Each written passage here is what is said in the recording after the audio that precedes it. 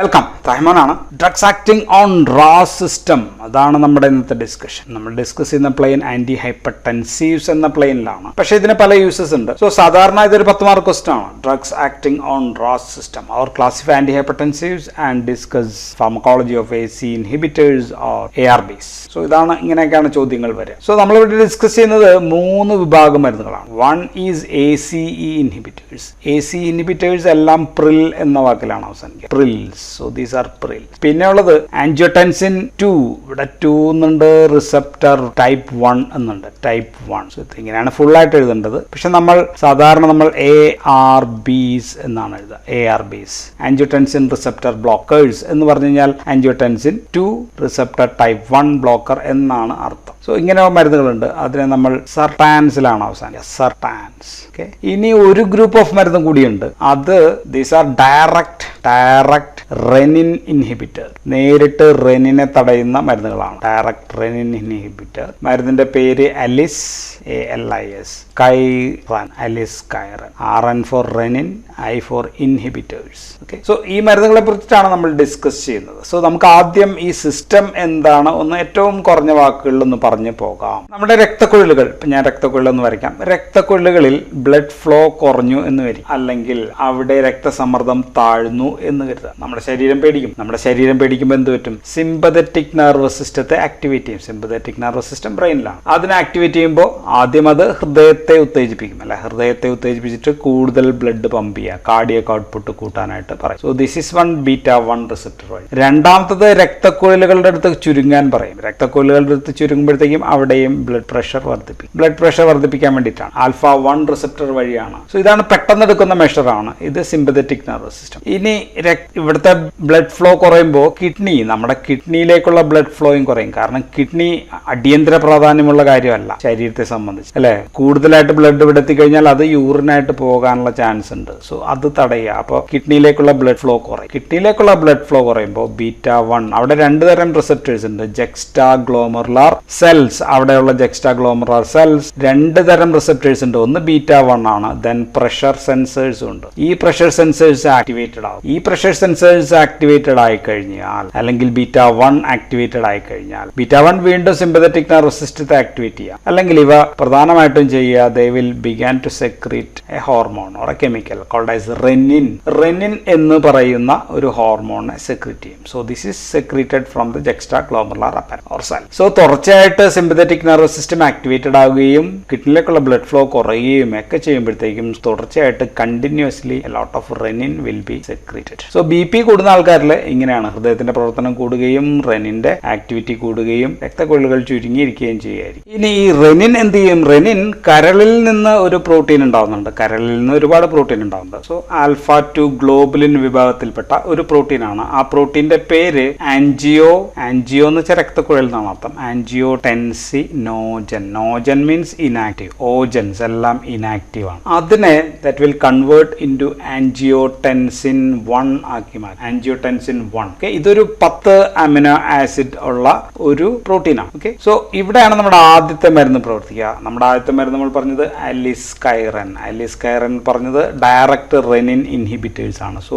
അവ ചെയ്യുന്നത് ആൻജിയോടെൻസിൻ 1 ഇല്ലാതെ ആവുക എന്നുള്ളതാണ്. സോ ആൻജിയോടെൻസിൻ 1ന് പ്രത്യേകിച്ച് ഭയങ്കര ആക്ഷൻ ഉണ്ടോ എന്ന് ചോദിച്ചാൽ ഇല്ല. പക്ഷെ അടുത്ത സ്റ്റെപ്പിലേക്ക് ആൻജിയോടെൻസിൻ 2 എന്ന് പറയുന്ന സാധനമുണ്ട്. അത് ഉണ്ടാക്കണമെങ്കിൽ ആൻജിയോടെൻസിൻ 1 വേണം. So it inhibit this first step. ഇതാണ് direct renin inhibitors. So direct renin inhibitors ആണ് അലിസ് കൈറൻ എന്ന് പറയുന്ന. ഇനി ഇങ്ങനെ ഉണ്ടായ ആൻജിയോടെൻസിൻ 1 ഇപ്പോ ബ്ലഡിലൂടെ ഒഴുകിക്കൊണ്ടിരിക്കുകയാണ്. ബ്ലഡിലൂടെ പോയി എത്തുന്നത് ലങ്സിലാണ്. ഓക്കെ. ലങ്സിലെത്തുമ്പോൾ ലങ്സിന്റെ ബ്ലഡ് വെസലിലെ കാപ്പിലറി എൻഡോത്തീലിയൽ സെൽസ്, അവിടെയുള്ള എൻഡോത്തീലിയൽ സെൽസ് ഇതിനോട് ഇങ്ങനെ കടന്നു പോകുമ്പോൾ അവിടെ ഒരു എൻസൈം ഉണ്ട്. And this enzyme is called as ACE, angiotensin converting enzymes ആണ്. Angiotensin converting enzyme. So ACE എന്ന് പറയുന്ന ഒരു ഹോർമോൺ ഈ ആൻജിയോടെൻസിൻ 1നെ ആൻജിയോടെൻസിൻ 2 ആക്കി മാറ്റും. ആൻജിയോടെൻസിൻ 2 ഒരുപാട് functions. So angiotensin 2 is an 8 amino acid ഉള്ള ഒരു സ്ട്രക്ചർ ആണ്. So that means 10 amino acid ഉള്ളതിന്റെ 2 അമിനോ ആസിഡ് അറ്റത്തുനിന്ന് 2 അമിനോ ആസിഡ് മാറ്റി 8 അമിനോ ആസിഡ് ആക്കി മാറ്റുന്നു. So this enzyme is A carboxy peptidases ആണ്.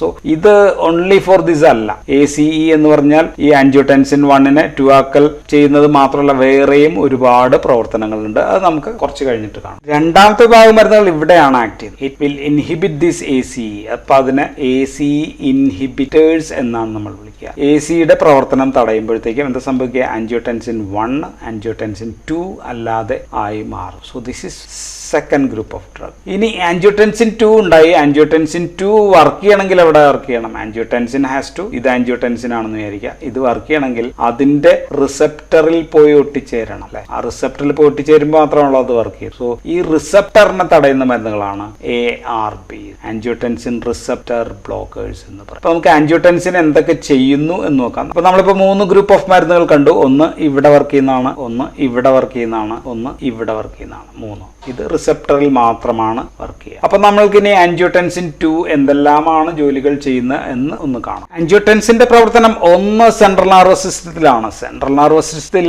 അത് ആക്ട് ചെയ്യുന്നത് ഒന്ന് ഹൈപ്പോതലാമസിലാണ്. ഹൈപ്പോതലാമസിൽ ഇത് പിറ്റ്യൂട്ടറി, ഇത് ഹൈപ്പോതലാമസ് ആണെന്ന് വിചാരിക്കുക. ഹൈപ്പോതലാമസിൽ ആക്ട് ചെയ്യുമ്പോൾ it can activate sympathetic nervous system. Sympathetic nervous സിസ്റ്റത്തെ ആക്ടിവേറ്റ് ചെയ്ത് കഴിഞ്ഞാൽ അത് ഹൃദയത്തെ ഉത്തേജിപ്പിക്കും അല്ലെ. നേരത്തെ പറഞ്ഞ കാര്യങ്ങൾ തന്നെ വീണ്ടും. പക്ഷെ ഇതിനേക്കാൾ പ്രധാനപ്പെട്ട പണി അത് ചെയ്യുന്നതല്ല. Angiotensin 2 can activate the hypothalamus. So posterior pituitary വഴി ഇതുവഴി ഒരു ഹോർമോൺ പുറത്തേക്ക് വരുന്നത്, അതിന്റെ പേര് ADH എന്നാണ്, anti diuretic hormone or vasopressin. So increase the release of ADH. വാസോപ്രസിന്റെ അളവ് കൂട്ടും. വാസോപ്രസിൻ എവിടെയാ വർക്ക് ചെയ്യുക? വാസോപ്രസിൻ വർക്ക് ചെയ്യുന്നത് കിഡ്നിയിലാണ് വർക്ക് ചെയ്യുക. കിഡ്നിയിൽ നെഫ്രോണിന്റെ ഏറ്റവും അവസാനത്തെ ഭാഗം, കളക്ടിങ് ഡക്ട് ഭാഗത്താണ് ADH വർക്ക് ചെയ്യുക. പോറിൻസ് വഴി അതെന്താ ചെയ്യുക? So it increases the water retention കൂട്ടും എന്ന് വെച്ചാൽ യൂറിനിലൂടെ വെള്ളം പോകുന്നത് തടയും. സോ അതുകൊണ്ടാണ് അതിന് anti diuretic hormone. So urine കുറയും. സോ വാട്ടർ റിട്ടൻഷൻ ഉണ്ടാകുമ്പോൾ എന്താ സംഭവിക്കുക? വാട്ടർ റിട്ടൻഷൻ ഉണ്ടാകുമ്പോൾ blood volume will increase. Blood volume കൂടുമ്പോഴത്തേക്കും total peripheral resistance will increase and this can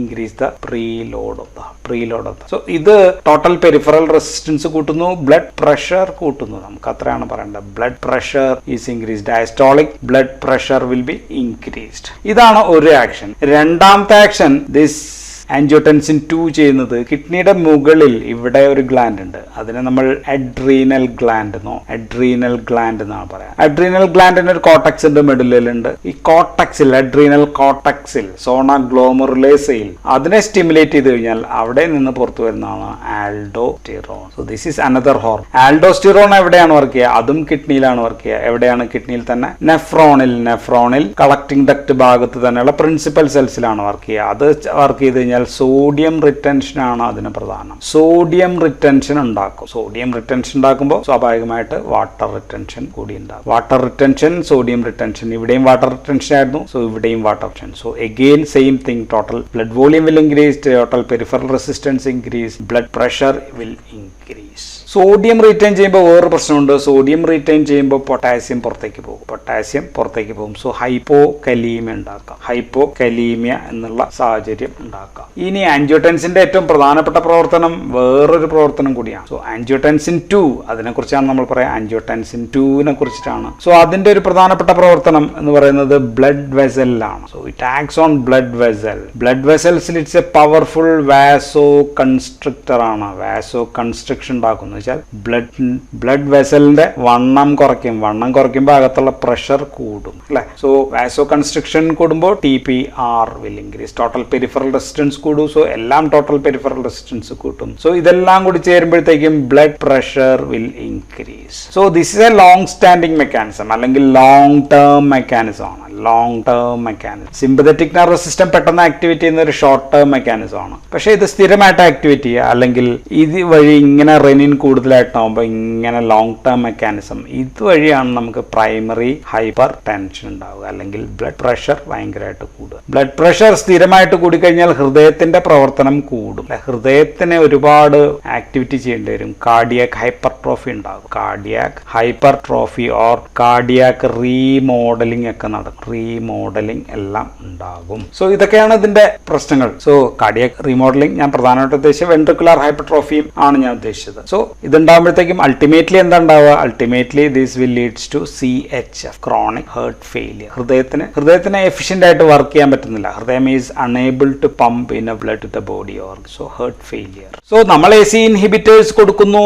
angiotensin 2 receptor 1 type 1 blocker or ARBs കൊടുക്കുന്നു. ARBs ഇത് കൊടുത്താൽ എന്താ സംഭവിക്കുക? Ultimately what will happen is angiotensin 2 ഇവിടെ ഞാൻ എഴുതിയിട്ടുണ്ട്, ഇതിന്റെ ആക്ഷൻ എല്ലാം കുറയും. സോ സിമ്പതറ്റിക് ഓർ ആക്ടിവേഷൻ കുറയും. സോ ഹൃദയത്തിന്റെ വർക്ക് ലോഡൊക്കെ കുറയും. സോ സെൻട്രൽ സിമ്പതോലിറ്റിക് ആയിട്ട് കുറച്ച് എഫക്ട് കിട്ടും. ദെൻ ഹൃദയത്തിന്റെ ഹൈപ്പർട്രോഫി, റീമോഡലിംഗ് ഇങ്ങനെയുള്ള എല്ലാം കുറയും. സോ ഹാർട്ട് ഫെയിലിയറിന് വേണ്ടി നമുക്ക് ഉപയോഗിക്കാൻ പറ്റും. രക്തക്കുഴലുകളിൽ ഈ വാസോ കൺസ്ട്രിക്ഷൻ കുറയും. വാസോ കൺസ്ട്രിക്ഷൻ കുറയുമ്പോൾ വാസോ ഡയലേഷൻ ഉണ്ടാകും. വാസോ ഡയലേഷൻ ഉണ്ടാകുമ്പോൾ it is more in arterial system. Arterial സിസ്റ്റത്തിലാണ് കൂടുതലായിട്ട് ഡയലേറ്റ് ചെയ്യുക. കുറച്ച് വെയിനിലും ഡയലേഷൻ ഉണ്ടാകും. സോ അപ്പോഴത്തേക്കും ബ്ലഡ് പ്രഷർ കുറയും. സോ അൾട്ടിമേറ്റ്ലി ഹൃദയത്തിന്റെ വർക്ക് ലോഡ് കുറയും. So this can be used in coronary artery diseases also, because ഹൃദയത്തിലെ രക്തക്കൊല്ലുകൾക്കും പ്രഷർ ഒക്കെ കുറഞ്ഞു കഴിയുമ്പോഴത്തേക്കും അവയ്ക്കും സ്വസ്ഥമായിട്ട് വർക്ക് ചെയ്യാനായിട്ട്. ദെൻ ആൽഡോസ്റ്റിറോൺ ബ്ലോക്ക് ചെയ്യുമ്പോൾ സോഡിയം റിറ്റൻഷൻ ഇല്ലാതെയാകും. Okay. Then potassium loss or ഹൈപ്പോകലീമിക്ക് പകരം it can cause hyperkalemia ആയിട്ട് മാറാം എന്നുള്ളതാണ് ഒരു chance. Then water retention, ADH കുറയുമ്പോഴത്തേക്കും വാട്ടർ റിറ്റൻഷൻ ഇല്ല. So total blood volume increase ചെയ്യുന്നില്ല, ടോട്ടൽ പെരിഫറൽ റെസിസ്റ്റൻസ് കൂടുന്നില്ല, പ്രീലോഡ് കൂടുന്നില്ല, ബ്ലഡ് പ്രഷർ കൂടുന്നു. So these all ultimately reduces blood pressure also. So ഇതാണ് ഇവരുടെ മെക്കാനിസം ഓഫ് ആക്ഷൻ നമുക്ക് പറയാം. ഇനി നമുക്ക് മരുന്നുകളിലേക്ക് വരാം. മരുന്നുകൾ AC ഇൻഹിബിറ്റേഴ്സ് നമുക്ക് ഓറലായിട്ടും കൊടുക്കാം, ചിലത് നമുക്ക് ഇഞ്ചക്ഷൻ ആയിട്ടും കൊടുക്കാം. പക്ഷേ ആൻജിയോടെൻസിൻ 2 റിസപ്റ്റർ ബ്ലോക്കേഴ്സ് എല്ലാം തന്നെ ഓറലാണ്. ഓക്കെ. ARBs എല്ലാം ഓറലായിട്ട് മാത്രമേ കൊടുക്കാൻ പറ്റൂ, നോ ഇഞ്ചക്ഷൻ. ഇനി AC ഇൻഹിബിറ്ററിലെ ആദ്യത്തെ മരുന്നിന്റെ പേര് ക്യാപ്റ്റോപ്രിൽ എന്നാണ്. ക്യാപ്റ്റോപ്രിൽ അതൊരു ഷോർട്ട് ആക്ടിങ് മരുന്നാണ്. അതുകൊണ്ട് തന്നെ 2 നേരം കൊടുക്കണം ദിവസം. ബാക്കി എല്ലാ മരുന്നുകളും OD ദിവസം 1 നേരം കൊടുത്താൽ മതി. സോ ഇത് ഷോർട്ട് ആക്ടിങ് ആണ്, ബാക്കിയെല്ലാം അത്യാവശ്യം ലോങ് ആക്ടിങ് ആണ്. ദെൻ AC ഇൻഹിബിറ്റേഴ്സ് എല്ലാം തന്നെ പ്രോ ഡ്രഗ്സ് ആണ്. That means they need to convert into active drug. Except 2 മരുന്നുകൾ പ്രോ ഡ്രഗ് അല്ല. ഒന്ന് ക്യാപ്റ്റോപ്രിൽ തന്നെയാണ്, ക്യാപ്റ്റോപ്രിൽ, ആൻഡ് അടുത്തത് ലിസിനോപ്രിൽ. ഇനി ഞാൻ പ്രിൽ എന്ന വാക്ക് എഴുതില്ല, എല്ലായിടത്തും പ്രിൽ ഉണ്ടെന്ന് കരുതുക. ദെൻ എനലാപ്രിൽ എന്ന് പറയുന്ന മരുന്ന് എനലാപ്രിലാറ്റ് ആയിട്ട് കൺവേർട്ട് ചെയ്തിട്ടാണ് വർക്ക് ചെയ്യുക. സോ അത് IV ആയിട്ട് നമുക്ക് ഇഞ്ചക്ഷൻ ആയിട്ട് കൊടുക്കാൻ പറ്റുന്ന മരുന്ന്. ഇനി AC ഇൻഹിബിറ്റേഴ്സിലെ ലോങ് ആക്ടിങ് ഏതാണ് എന്ന് ചോദിച്ചു കഴിഞ്ഞാൽ റാമിപ്രിൽ ആണ് ഒരെണ്ണം. ദെൻ റാമിപ്രിലും പെരിൻഡോപ്രിലും ആണ് ലോങ്സ്റ്റ് ആക്ടിങ്. മാത്രമല്ല these are long acting and also potent. ഏറ്റവും പൊട്ടൻ മരുന്നുകൾ ഇതാണ്. So ramipril is the most potent. ഇനി എല്ലാ മരുന്നുകളും renal failure, kidney damage or renal failure ആകുമ്പോഴത്തേക്കും so we need to reduce the dose. Except ഒരു മരുന്ന് കുറയ്ക്കേണ്ട, ദാറ്റ് ഈസ് ഫോസിനോപ്രിൽ ആണ്. ഫോസിനോപ്രിൽ ഒഴിച്ച് ബാക്കി എല്ലാത്തിൻ്റെയും ഡോസ് കുറയ്ക്കേണ്ടി വരും. ഇനി ബാക്കിയുള്ള AC ഇൻഹിബിറ്റേഴ്സ് ഏതൊക്കെയാണ് എന്ന് ചോദിച്ചു കഴിഞ്ഞാൽ വൺ ഈസ് ബിനാസെപ്രിൽ ഞാൻ എഴുതുന്നില്ല എന്ന് പറഞ്ഞു. എനലാപ്രിൽ ഓൾറെഡി പറഞ്ഞു, ഫോസിനോപ്രിൽ ഓൾറെഡി പറഞ്ഞു, ലിസിനോപ്രിൽ പറഞ്ഞു. ഇനിയുള്ളത് മോക്സിപ്രിൽ ആണ്. ദെൻ പിന്നെ ഒരെണ്ണം ക്യുനാപ്രിൽ ഉണ്ട്. ദെൻ ടാൻഡലോപ്രിൽ. ഇങ്ങനെ പ്രില്ലുകളാണ് പിന്നെയുള്ള മരുന്ന്. ARBs ഇത് കോമ്പറ്റീറ്റീവ് ബ്ലോക്കേഴ്സ് ആണ്. So these R competitive blockers ആണ്. കോമ്പറ്റീറ്റീവ് ബ്ലോക്കേഴ്സ് എന്ന് വെച്ചാൽ എന്താണെന്ന് ഞാൻ ഫാർമക്കോ ഡൈനാമിക്സ് ക്ലാസ്സിൽ പറഞ്ഞത്. Competitive blockers of angiotensin 2 receptor. Angiotensin 2 receptor sub type ഉണ്ട്. അതിൽ 1, 2 ഉണ്ട്. 1 മാത്രമാണ് നമ്മളിവിടെ പറയാം, 2-നെ പറ്റി നമ്മൾ പറയുന്നില്ല. ഇതിൽ ഏറ്റവും കൂടുതൽ അഫിനിറ്റി ഉള്ള മരുന്ന് ഏതാണെന്ന് വെച്ചാൽ അത് കാൻഡിസാർട്ടാൻ. സോ എല്ലാ മരുന്നുകളും സർട്ടാനിലാണ് അവസാനിക്കുന്നത് ഞാൻ പറഞ്ഞു. രണ്ടാമത്തെ അഫിനിറ്റി ഉള്ളത് ഓൾമി എഴുതുക, സർട്ടാൻ. ആൻഡ് കാൻഡിസാർട്ടാൻ ആണ് ഏറ്റവും പൊട്ടന്റ്, മോസ്റ്റ് പൊട്ടന്റ് എന്ന് വെച്ചാൽ അത് കാൻഡിസാർട്ടാൻ ആണ്. ലെസ് ഡോസ് മതിയാകും. ഇനി ഇതിനോട് ഏറ്റവും അഫിനിറ്റി കുറഞ്ഞത് ഏതാണെന്ന് ചോദിച്ചാൽ അത് ലൊസാർട്ടാൻ ആണ് ഏറ്റവും കുറഞ്ഞ അഫിനിറ്റി. ഇനി 2 ഗ്രൂപ്പ് മരുന്ന് കഴിക്കുകയാണെങ്കിലും if there is a surgery, എന്തെങ്കിലും ശസ്ത്രക്രിയ വല്ലതും വരികയാണെങ്കിൽ മിക്കവാറും 24 hours ബിഫോർ, 24 മണിക്കൂർ മുമ്പ് മരുന്ന് സ്റ്റോപ്പ് ചെയ്യേണ്ടി വരും. 2 മരുന്നുകളും സ്റ്റോപ്പ് ചെയ്യേണ്ടി വരും. സോ കാർഡിയോവാസ്കുലാർ ഇവന്റ്സ് അല്ലെങ്കിൽ റിസ്ക് ഒക്കെ ഒഴിവാക്കാൻ വേണ്ടിയിട്ടാണ് അത് സ്റ്റോപ്പ് ചെയ്യാനായിട്ട് പറയാം. ഇനി മറ്റു സർട്ടാൻസ് ഏതൊക്കെയാണെന്ന് ചോദിച്ചു കഴിഞ്ഞാൽ ഒന്ന് അസിൽ സർട്ടാൻ ഉണ്ട്, ദെൻ എപ്രോ സർട്ടാൻ ഉണ്ട്, ഇർബി സർട്ടാൻ എന്ന് പറയുന്ന മരുന്നുണ്ട്, ദെൻ ഫേമസ് ആയിട്ടുള്ളത് ടെൽമി സർട്ടാൻ ആണ്. Another very famous is valsartan. So ഇതെല്ലാമാണ് ബാക്കി സർട്ടാൻ ഗ്രൂപ്പിൽപ്പെട്ട മരുന്നുകൾ. So losartan, valsartan, telmisartan, irbesartan. So ഇതെല്ലാം ഫേമസ് ആണ്. ഇനി ഇവിടെ യൂസസ് ഏതൊക്കെയാന്ന് നോക്കി കഴിഞ്ഞാൽ വൺ ഈസ് ഇൻ ഹൈപ്പർ ടെൻഷനിലാണ് ഈ രണ്ട് മരുന്നുകളും ഉപയോഗിക്കുന്നത്. So these are first line drug ആണ്, or drug of choice in hypertension. So ACE inhibitors ആയിരിക്കും മിക്കവാറും ആദ്യം തുടങ്ങുക, അല്ലെങ്കിൽ ഇറ്റ് ക്യാൻ ബി ഇത് മരുന്ന് ഉപയോഗിക്കാം. Okay, so depends on doctor. രണ്ടിൽ ഏത് വേണമെങ്കിലും ഉപയോഗിക്കാം. ഇനി ഹൈപ്പർ ടെൻഷനിൽ തന്നെ എ എന്ന് വേണമെങ്കിൽ എഴുതാം. Hyper tension with diabetes mellitus or dyslipidaemia, കൊഴുപ്പ് കൊളസ്ട്രോൾ രോഗങ്ങളുണ്ട്, പ്രമേഹമുണ്ട് എങ്കിലും these drugs are the first line drugs. കാരണം എന്താണെന്ന് വെച്ചാൽ ഇത് ബ്ലഡ് ഗ്ലൂക്കോസ് ലെവൽ ഓൾട്ടർ ചെയ്യുന്നില്ല, ലിപ്പിഡ് ലെവലിൽ ഒരു വ്യത്യാസം ഉണ്ടാക്കുന്നില്ല. ഇപ്പൊ ബീറ്റാ ബ്ലോക്കേഴ്സും അല്ലെങ്കിൽ തയാസൈഡ്സ് ഒക്കെ ആണെങ്കിൽ അങ്ങനെയുള്ള പ്രശ്നങ്ങളൊക്കെ ഉണ്ട്. ഈ മരുന്നുകൾക്ക് അങ്ങനെയുള്ള പ്രശ്നങ്ങൾ ഇല്ല. So these drugs R comparatively safer in diabetes mellitus, dyslipidaemia അങ്ങനെയൊക്കെയുള്ള കേസിൽ. So first use is in hyper tension and hyper tension with diabetes mellitus or dyslipidaemia.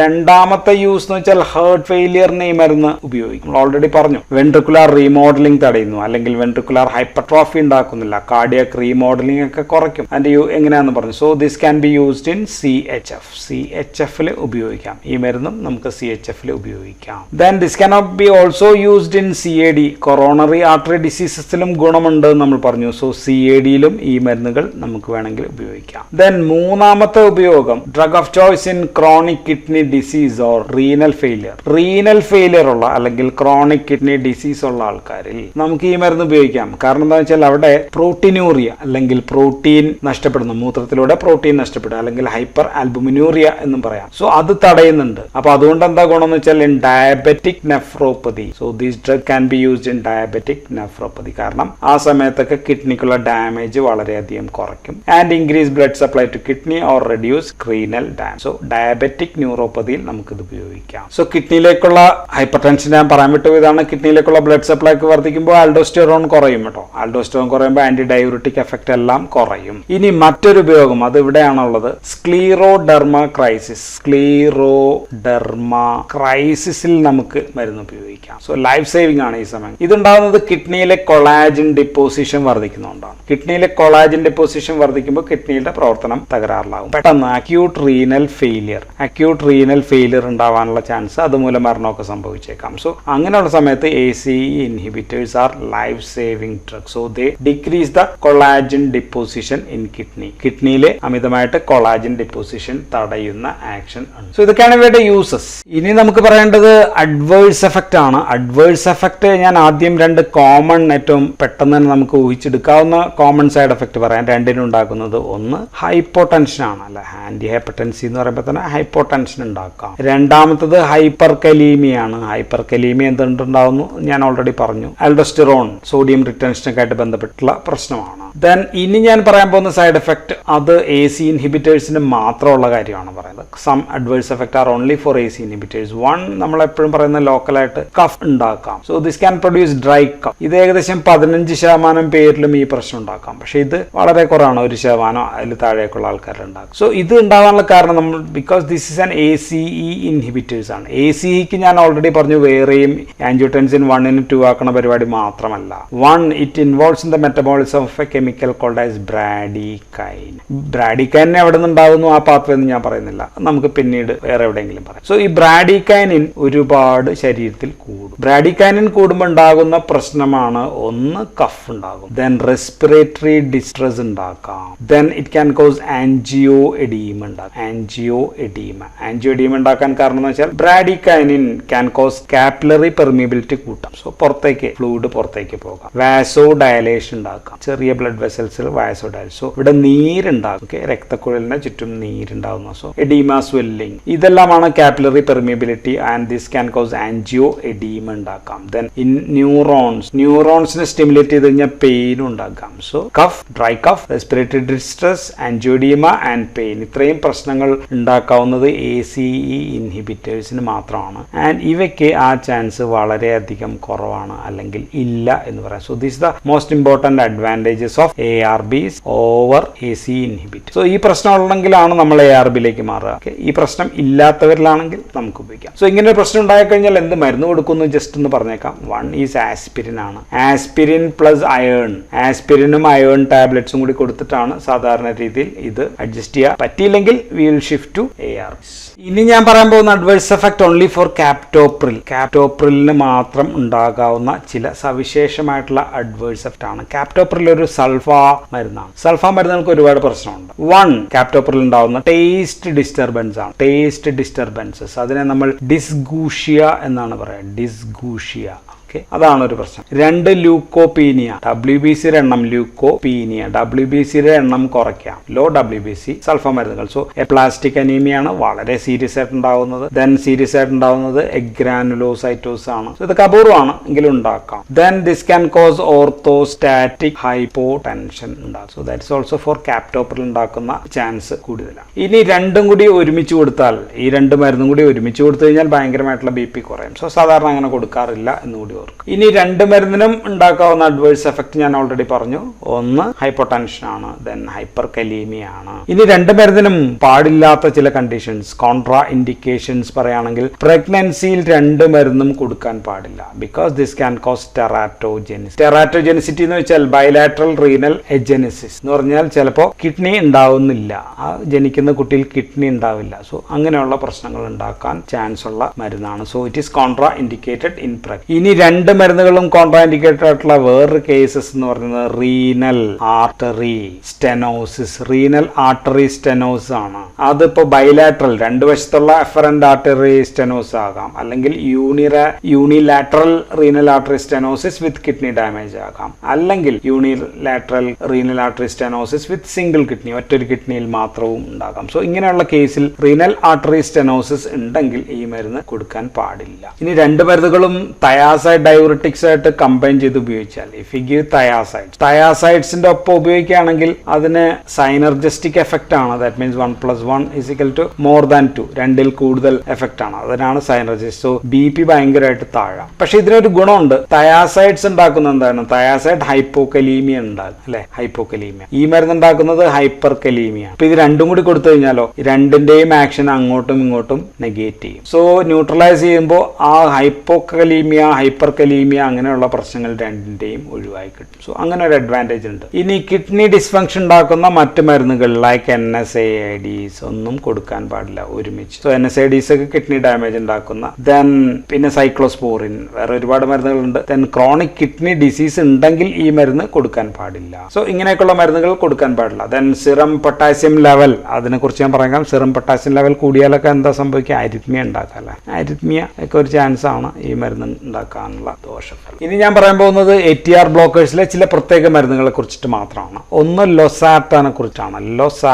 ലൊസാറ്റാന്റെ പ്രത്യേകത എന്താണെന്ന് വെച്ച് കഴിഞ്ഞാൽ ഇതിന് അഡീഷണൽ ആയിട്ട് യൂറികോസൂറിക് ആക്ഷൻ ഉണ്ട്. യൂറികോസൂറിക് ആക്ഷൻ എന്ന് വെച്ചാൽ increase uric acid in urine അല്ലെ, എന്ന് വെച്ചാൽ യൂറിക് ആസിഡ് ശരീരത്തിൽ നിന്ന് പുറന്തള്ളുന്നു. സോ ഒരാൾക്ക് ബ്ലഡ് പ്രഷറും ഉണ്ട്, ഓക്കെ, ഗൗട്ടും ഉണ്ടെങ്കിൽ ദിസ് ലൊസാറ്റാൻ വിൽ ബി ഗുഡ്. ലൊസാറ്റാൻ അവർക്ക് നല്ലതായിരിക്കും. ദെൻ ലൊസാറ്റാന് വേറൊരു പ്രത്യേകത ആന്റി പ്ലേറ്റ്ലെറ്റ് ആക്ഷൻ ഉണ്ട്. ആന്റി പ്ലേറ്റ്ലെറ്റ് ആക്ഷൻ വെച്ചാൽ ത്രോംബോക്സിൻ A2 ഇൻഹിബിറ്റർ കൂടിയാണ് ലൊസാറ്റാൻ. സോ നമുക്കറിയാം BP സ്ഥിരമായിട്ടുള്ള ആൾക്കാർ ഇവിടെയുള്ള ബ്ലഡ് വെസൽ ഡാമേജ് ഉണ്ടാവില്ല. ബ്ലഡ് വെസൽ ഡാമേജ് ഉണ്ടാകുമ്പോൾ അത്തീറോസ്ക്ലീറോസ് ഒക്കെ ഉണ്ടാക്കാനുള്ള ചാൻസ് കൂടുതലാണ്. സോ TXA2 ഇൻഹിബിറ്റർ ആയതുകൊണ്ട് അങ്ങനെയുള്ള ഗുണങ്ങൾ കൂടി. So it's an advantage. ലൊസാറ്റാനുള്ള പ്രത്യേക അഡ്വാൻറ്റേജ്. ദെൻ ടെൽമിസാട്ടാൻ എന്താണ് പ്രത്യേക അഡ്വാൻറ്റേജ് എന്ന് വെച്ച് കഴിഞ്ഞാൽ, ടെൽമിസാട്ടാൻ ഇപ്പോൾ ഉദാഹരണമായിട്ട് ഇൻസുലിൻ റെസിസ്റ്റൻസ് കുറയ്ക്കും. എങ്ങനെയാന്ന് വെച്ചാൽ അത് it's A PPAR gamma agonist ആണ്. നമ്മൾ തയാസോളിഡോൺ ഡയോൺസ് എന്നൊക്കെ പറഞ്ഞ മരുന്നുകൾ, നമ്മൾ പയോഗ്ലിറ്റസോൺ പോലെയുള്ള മരുന്നുകളുടെ ആക്ഷൻ ചെറുതായിട്ട് ആ